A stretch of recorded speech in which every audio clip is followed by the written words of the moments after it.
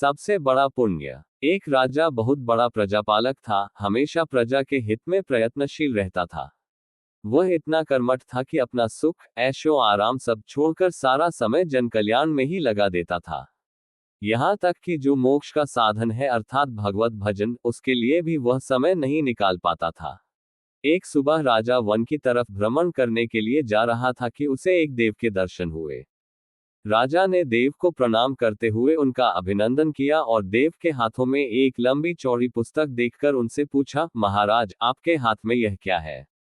देव बोले, राजन, ये हमारा बही खाता है, जिसमें सभी भजन करने वालों के नाम है।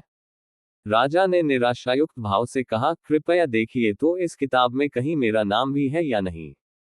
देव महाराज किताब का एक एक पृष्ठ उलटने लगे, परंतु राजा का नाम कहीं भी नजर नहीं आया। राजा ने देव को चिंतित देखकर कहा, महाराज, आप चिंतित ना हो, आपके ढूंढने में कोई भी कमी नहीं है। वास्तव में ये मेरा दुर्भाग्य है कि मैं भजन कीर्तन के लिए समय नहीं निकाल पाता, और इसलिए मेरा नाम यहाँ नहीं है।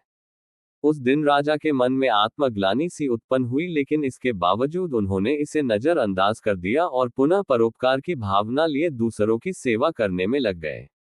कुछ दिन बाद राजा फिर सुबह वन की तरफ टहलने के लिए निकले तो उन्हें वही देव महाराज के दर्शन हुए। इस बार भी उनके हाथ में एक पुस्तक थी। इस पुस्तक के रंग और आकार में बहुत भेद था, और यह पहली वाली से काफी छोटी भी थी। राजा ने फिर उन्हें प्रणाम करते हुए पूछा, महाराज, आज कौन सा बही खाता आपने हाथों में लिया हुआ है?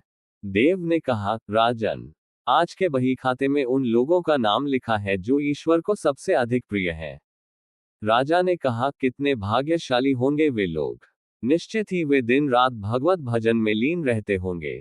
क्या इस पुस्तक में कोई मेरे राज्य का भी नागरिक है?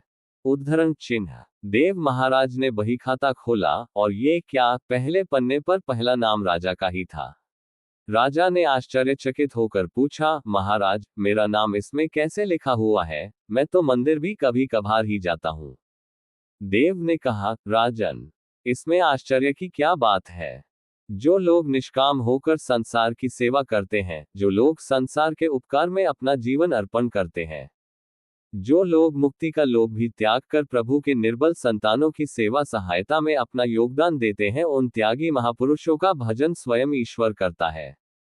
हे राजन, तू मत पछता कि तू पूजा पाठ नहीं करता, लोगों की सेवा कर, तू असल में भगवान की ही पूजा करता है। परोपकार और निस्वार्थ लोक सेवा किसी भी उपासना से बढ़कर है। देव ने वेदों का उदाहरण देते हुए कहा, कुर्वन् नैवे कर्माणि जिजीविषेच्छ समाह एवान्त्वापनान्यतो अस्ति व कर्म लिप्यते नरे। अर्थात कर्म करते हुए 100 वर्ष जीने की इच्छा करो तो कर्म बंधन में लिप्त हो जाओगे। राजन, भगवान दीनदयालु हैं। उन्हें खुशामद नहीं भाती बल्कि आचरण भाता है। सच्ची भक्ति तो यही है कि परोपकार करो, दीन दुखियों का हित साधन करो। अनाथ, विधवा, किसान व निर्धन आज अत्याचारियों से सताए जाते हैं, इनकी यथाशक्ति सहायता और सेवा करो, और यही परम भक्ति है।